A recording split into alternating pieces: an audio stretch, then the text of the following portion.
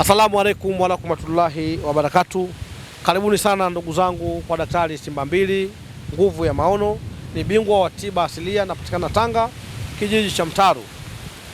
Leo nimekuja nataka nimeeleze kwa jambo ambalo tumefikia kueleza ndugu zangu wanaohitaji mafanikio na wale vile wenye maradhi tofauti.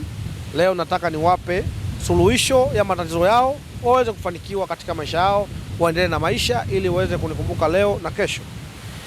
Leo nimekuja Mizimuni kama nilivyomiambia, lakini kuingia hapa hali ya Mizimuni kama mnavyoiona ina hali nzuri na upepo mkali sana.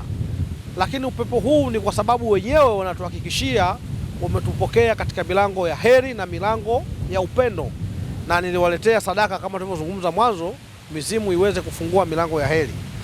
Lakini nataka nimiambie ndugu zangu, nyinyi mnasumbuka sana na uwezo kutafuta ufarume.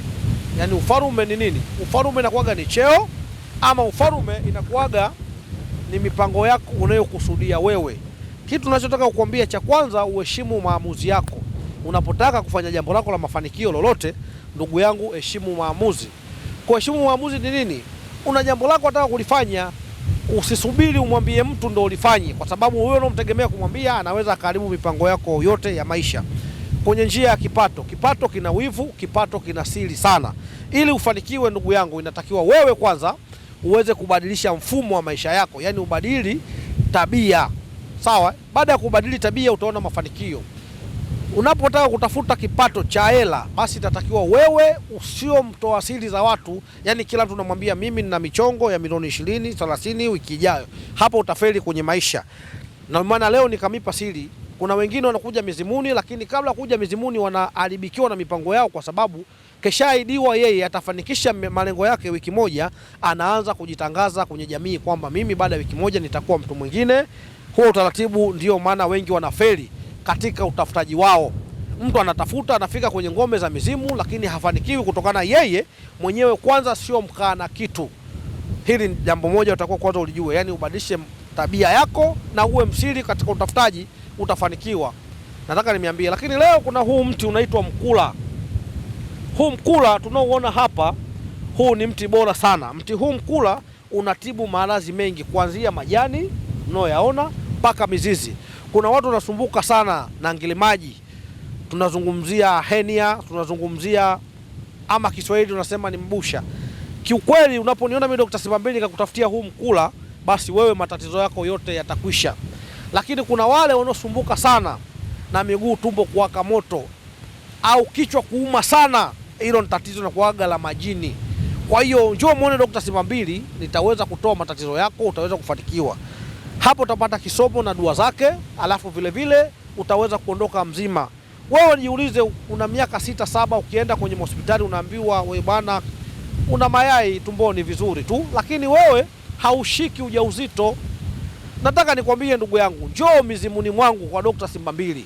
Nione utapata tiba zako na utalea watoto wako na utaishi katika ndoa yako salama salmini.